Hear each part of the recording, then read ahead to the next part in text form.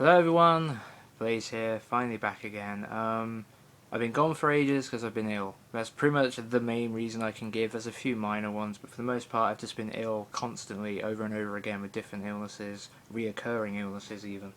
I lost my voice like the last 2 weeks or so. It was just a croaky mess, so I couldn't do this, but I can now. My voice is pretty much recovered, although I'm about to really test it doing this. But anyway, here we go. So this is going to be my September anime pickups. There's a couple of things actually here left over from August, but I've just shoved them in the September anime pickups video because it just makes sense. Anyway, so first up here we have Robot Carnival. This is the classic film, anthology film from the late 1980s, created in the Japanese economic boom, the sort of film that would never get funded these days. 9 directors, nine anime industry personnel getting their first chance to direct a short based around the theme of robots or mecha or however you want to refer to it. And each one takes a very different approach. My favourite one on here is the longest short of the lot. It runs at about 20 minutes, called Presents by Yasuome Umetsu, I think that's right, who went on to do Kite and Mezzoforte. I've talked about it multiple times. This is the film where that short comes from. It's one of my favourite pieces of animation Japan, from anime entirely. Like, it's just, I love that short, so I had to pick up this DVD. Another reason I had to pick it up is because I've heard so much about this film over the years, because it originally got an English release, theatrically I think, from Streamline back in like the early 90s, around 92 or something. And I think it got a VHS release in America, I think.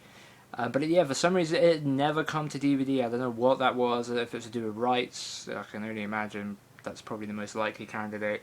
But it just seems crazy that only now, in 2015, almost 20 years after DVD became a home video format, are we finally getting Robot Carnival on DVD. And of course the company that brought it to us is the fine folks at Discotek. And they've done a good release here. I mean, it's not one of their best in my opinion in terms of like feature packed, but I think it's pretty good. There is one thing that's missing from here that I really would have liked to have seen them do, but they didn't. But anyway, so yeah, it comes with a slipcover. We got the Robot Carnival logo. It's pretty famous. I apologise for the lighting. It's kind of late in the evening, or mid-late afternoon, but obviously it gets dark pretty quick these days, so I thought I'd try and squeeze this in.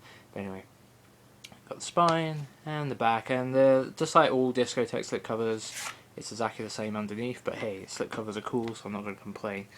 So yeah, it's the same thing on the back. So the extras, we have an essay titled Automata Saturnalia? I honestly don't know. I'm not that smart. Just be honest with you here. I have no idea what that even means.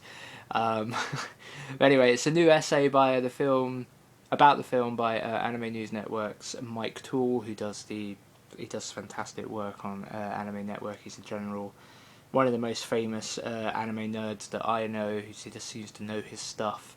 He's very passionate about his stuff. And the other thing on here is a trailer. This does come with a dub, being it was originally released theatrically by Streamline. It does have a dub. The dub is mixed. It's okay. It's not bad. The actual original Japanese has a section that is entirely in English as well, I think. Pretty sure one of them is an English presentation. I can't quite remember actually. But anyway, so let's take a look on the inside. Nice artwork on the inside here.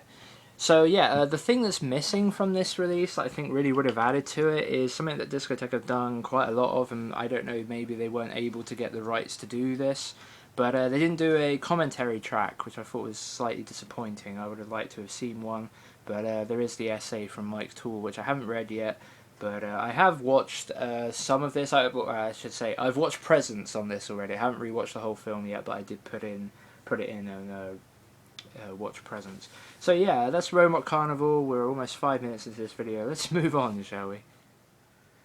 Okay, so next up we have My Neighbor Totoro. The Fox version, the 4x3 version. The version that, most people aren't really going to want.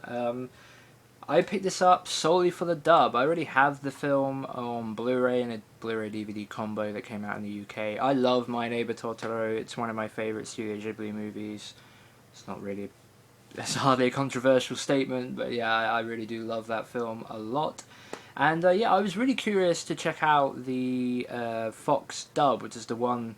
Fox originally got the English rights to the film back in the early 90s or maybe late 80s, I'm not sure.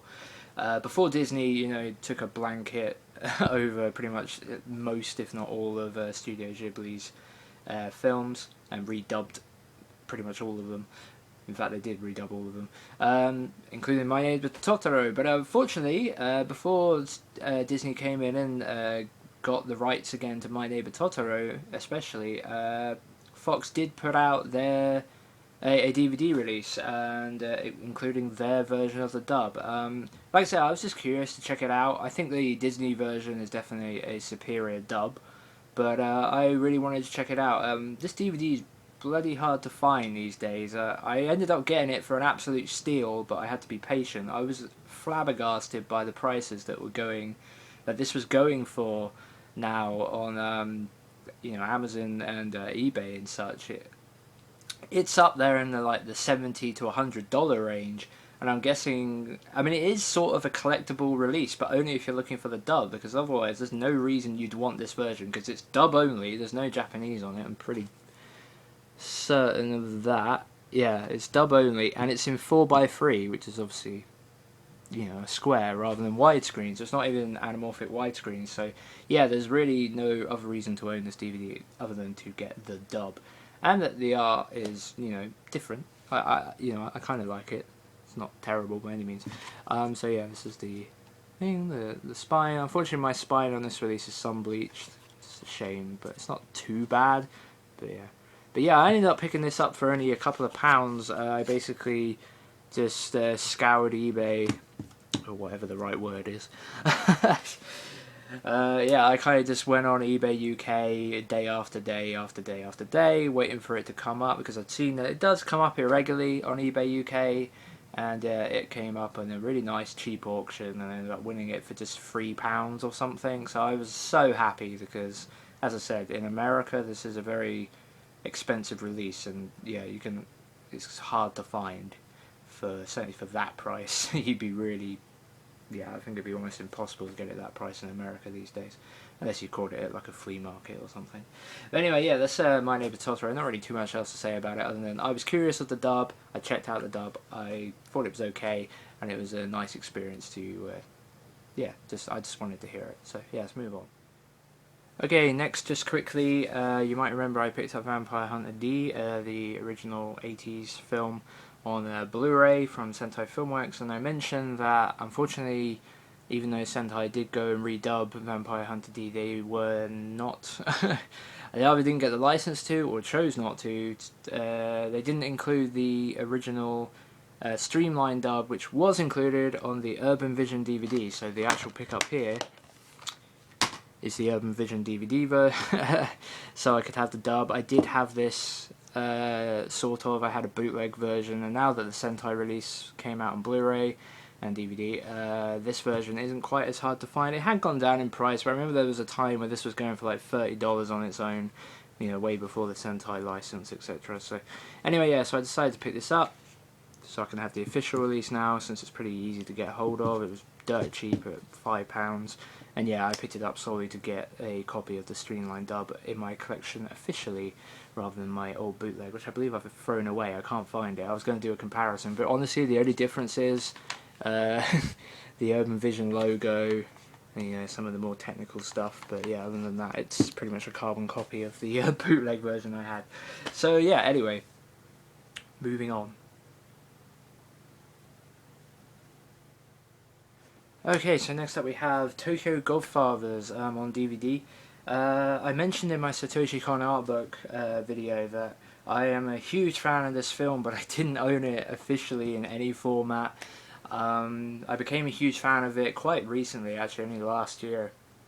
was the first time I watched it, but I plan to watch it now every Christmas Day. Last year on Christmas Day was the first time I watched it in the evening, and it's basically going to become my Christmas film because I just adored this film so much. It's so funny. It's the Satoshi Kon film, Tokyo Godfathers. So yeah, it just has so much that I love about how Satoshi Kon does characters. I love the offbeat story. The ending's brilliant. All the action in it is brilliant.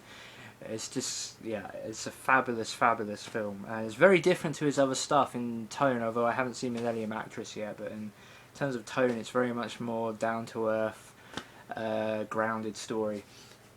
And yeah, I wanted to own it in some official format. I've been hoping for a Blu-ray to come out in English somewhere in the world. That hasn't occurred yet. I'm hoping it'll happen soon. It seems ridiculous that it hasn't happened yet, but maybe it's because I believe this is a Sony DVD, I can't remember. But anyway, so yeah, here's the front cover. It's just the American westernized poster art. And the spine.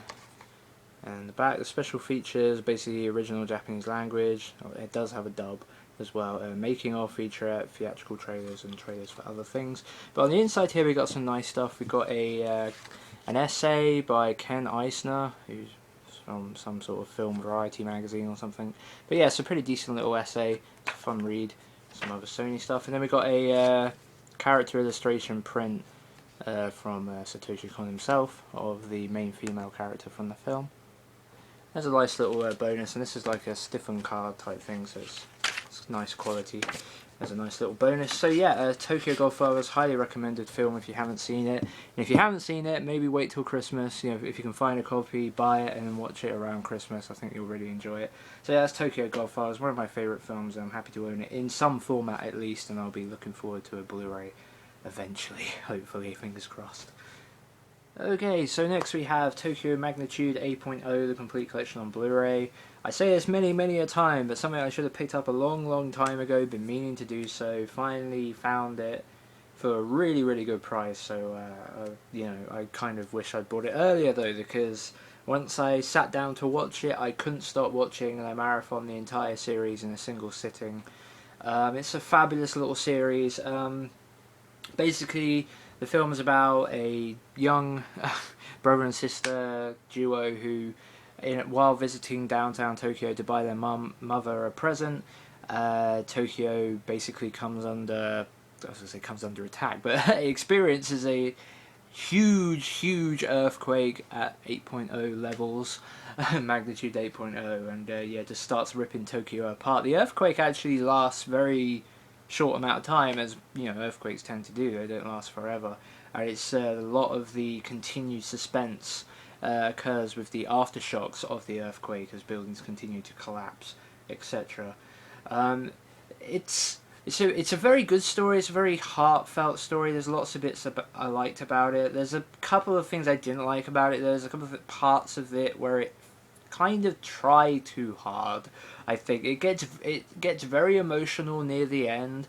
Some stuff happens, and I feel like it's sort of hit and miss. You know, it's just, if there's meant to be a twist, the twist is kind of obvious, and it's obvious from basically the second it happens. Like, you're kind of like, okay, I know what's going on here, and I think that probably is meant to. You are, as the viewer, meant to know, I think.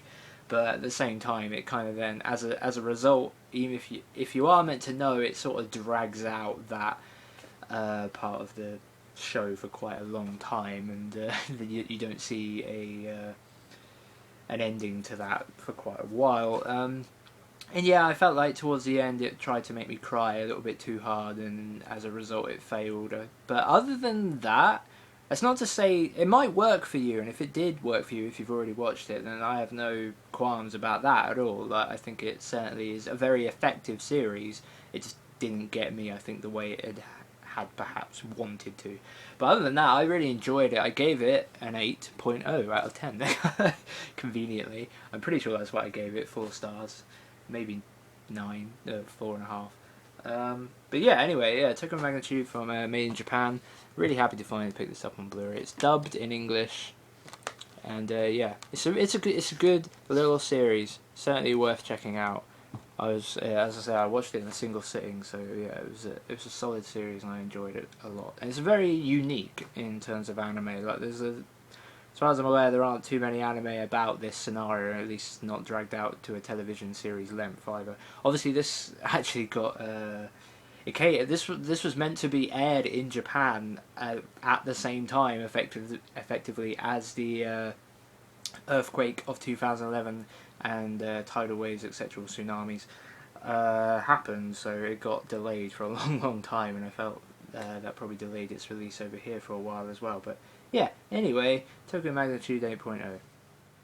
Okay, finally for this half of the pickups video, I have Baki the Grappler, the complete series. This is all 48 episodes, which is basically 2 seasons of 24 episodes.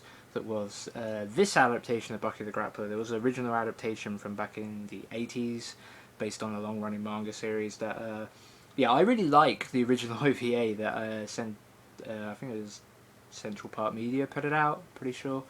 Yeah, I really like it because it's brutal, over the top, ridiculous, and yeah, I've always been a fan of it. I've watched it multiple times. It's a great 47-minute, you know, popcorn-filled ridiculousness.